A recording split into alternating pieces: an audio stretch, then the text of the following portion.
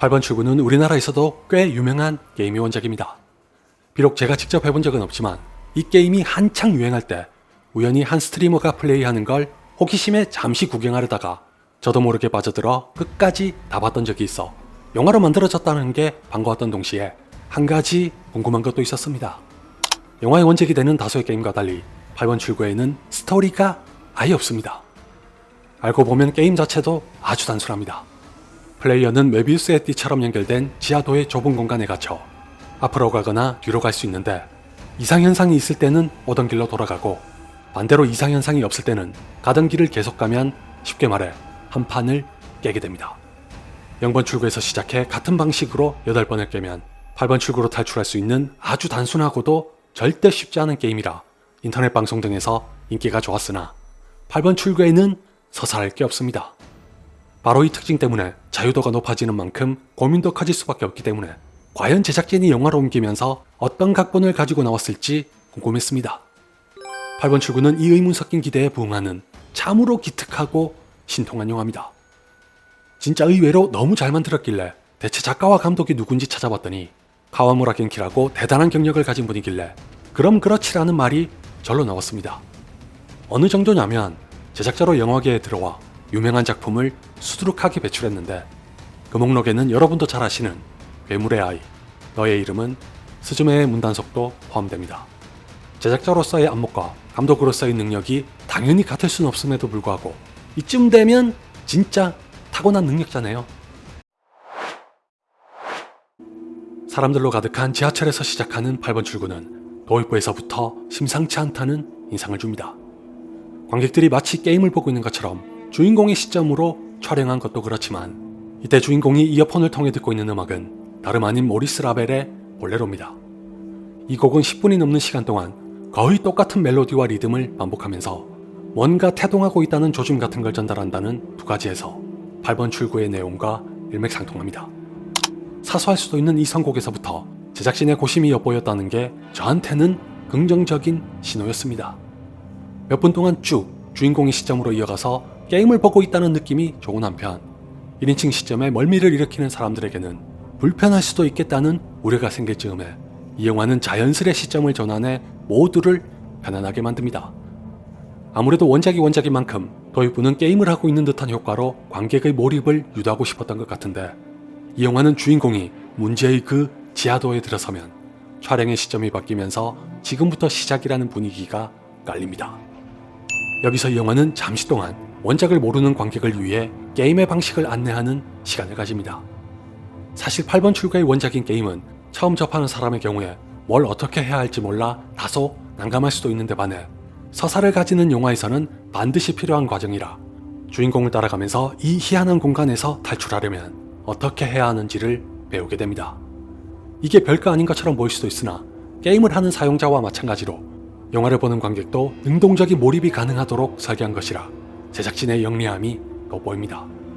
단 게임을 아는 사람이라면 이 과정이 어쩔 수 없이 좀 지루해 보일 수도 있긴 합니다.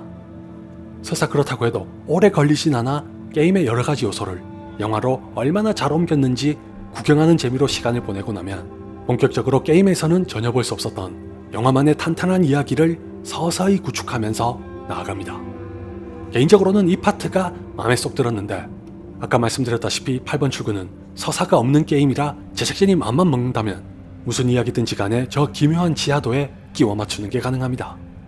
예를 들어 우리나라에서 흉가의 대명사와 다름없었던 곳을 소재로 한 곤지암이 배경만 차용한 채 독자적인 이야기를 추가했던 것처럼 8번 출구도 자신만의 상상력과 창의력을 마음껏 발휘할 수 있습니다. 실제로 어느 정도 그렇긴 합니다만 8번 출구는 놀라울 정도로 원작의 틀을 지키려고 노력합니다. 제가 예고편을 통해 접하기로는 일본 특유의 과잉과 오두방정으로 시끌벅적한 공포영화일 줄 알았으나 막상 보니 기특하다는 칭찬이 아깝지 않은 각본으로 말초신경을 자극하는 것보다 마음을 사로잡으려고 한 것에 감탄했습니다. 무엇보다도 게임이 일군 뼈대에 살을 덧붙이는 과정에서 너무 동떨어지거나 이질적인 소재를 가급적 배제하고 미로 같은 지하도에 찰떡같이 부합하는 이야기를 들려준다는 게 굉장히 인상적입니다. 물론 클리셰 같은 뻔한 설정이 있긴 한데 그 조각들을 하나로 이어붙이는 배우들의 연기와 카와무라 겐키 감독의 연출이 발군의 완성도를 자랑해 종국에는 약간의 전율까지 안깁니다. 특히 마지막 장면은 더도 말고 덜도 말고 딱 제가 원한 그대로여서 감탄을 토할 수밖에 없었습니다. 한치의 과장 없이 지금 다시 떠올려봐도 8번 출구는 기특하다는 말이 나오는 영화입니다. 거의 무에서 유를 창조하는 수준이기도 하거니와 여러분도 직접 보시면 아시겠지만 전반부는 미스터리라고 하기에도 비교적 차분한 편이라 자칫 지루하게 여겨지기 십상입니다. 이게 약점이라면 약점이라 관객의 이목을 잡아둘 수 있는 손쉬운 선택을 할 수도 있었을 텐데 카와무라 겐키 감독은 유혹에 흔들리지 않고 초지일관 서사의 구축에 집중합니다. 이 얘기를 하려면 제가 최대한 조심해도 약간의 스포일러가 포함될 수 있으니까 아직 안 보신 분은 주의하시기 바라며 혹시 가능하시다면 스크린X로 관람하시는 걸 추천합니다. 한정적이고 폐쇄된 공간이 배경이라 스크린X로 보면 훨씬 재밌을 것 같습니다. 그리고 유감스럽게도 코마츠 나나는 분량이 극히 적으니까 참고하세요. 영화로 나온 8번 출구의 주인공은 평범하디 평범한 모양새에다가 천식을 앓고 있어 허약해 보이기도 합니다. 지하철 안에서는 한 엄마가 아무리 다독여도 아기의 울음이 그치질 않자 참다 못한 어떤 남자가 엄마라면 책임을 지라며 고래고래 소리를 지릅니다. 이 난리를 보고도 다른 승객들은 죄다 무관심으로 일관하고 주인공 역시 모른 척합니다. 그 직후에 막 헤어진 여자와 갖는 통화에서는 뭐 하나 시원하게 말하지도 못하는 답답한 성격이라는 것까지 내보이는 판국에 벼랑간 임신했다는 말을 듣게 됩니다. 누구라도 놀랄만한 소식에 어쩔 줄 몰라 당황하던 중 통화가 점차 어려워지더니 주인공이 우리에게 익숙한 지하도에 당도합니다. 여기까지가 앞서 말씀드린 주인공의 1인칭 시점으로 진행하는 도입부에 해당합니다. 예고편을 보신 분들은 아시겠지만 게임과 달리 영화에서는 주인공 외에도 몇 명의 캐릭터가 추가됐습니다. 정확하게는 헤매는 남자, 걷는 남자, 소년의 세 파트로 구성이 나눠졌고 각 파트는 제목이 가리키는 캐릭터가 중심이 됩니다. 3명 중에서도 헤매는 남자가 주인공인데 눈치가 빠르신 분이시라면 8번 출구가 대충 어떤 내용일지 벌써 감을 잡으셨을 거라고 생각합니다. 간단명료하게 지나가는 도입부가 거대한 힌트를 준 덕분에 특정한 지점에 도달하면 이 영화가 8번 출구라는 게임을 어떻게 활용하고 있는지 어렵지 않게 알 수 있습니다. 8번 출구로 나가기까지 반복되는 지하도는 이를테면 주인공이 혼란을 겪고 있는 마음속의 위로입니다. 구체적인 묘사가 나오진 않지만 직업이나 경제적인 사정이 변변치 않은 것 같고 그 바람에 어딘지 모르게 자신감과 의지 따위도 없어 보이는 사람이 헤어지기로 한 여자친구로부터 갑작스레 임신했다는 말까지 듣게 되면 혼란에 빠지는 건 당연합니다.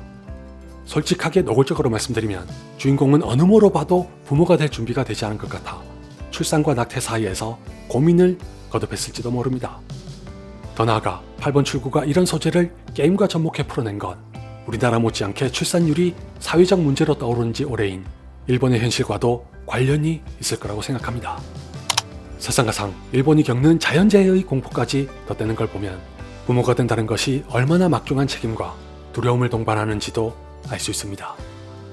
누구나 도전할 수 있을 정도로 단순한 게임에 다수의 관객이 공감할 수 있는 소재를 대입해 진중한 이야기로 담아낸 솜씨도 놀라운 데다가 다른 각도로 보면 실수에 관용적인 자세를 취하고 격려하는 것 같다는 것도 이 영화의 깊은 심도를 보탭니다.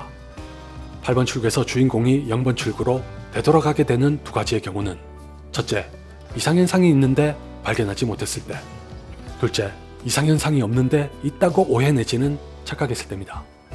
다시 말해 스스로의 무지와 자만이 실수를 낳아 실패로 이어지고 마는데 8번 출구는 게임 오버로 작별을 구하는 대신 무한하게 기회를 부여하는 것으로 성장의 기회이자 발판을 제공합니다. 영화의 주인공은 이 과정을 통해 유약하고 자존감이 낮은 상태에서 벗어날 수 있는 계기를 마련합니다. 개인적으로는 서사의 부재와 더불어 진짜 단순하게만 보였던 게임을 이 정도의 해안과 통찰력으로 바라보고 전혀 예상하지 못했던 영화로 만들어낸 감독과 제작진에게 박수를 보냅니다.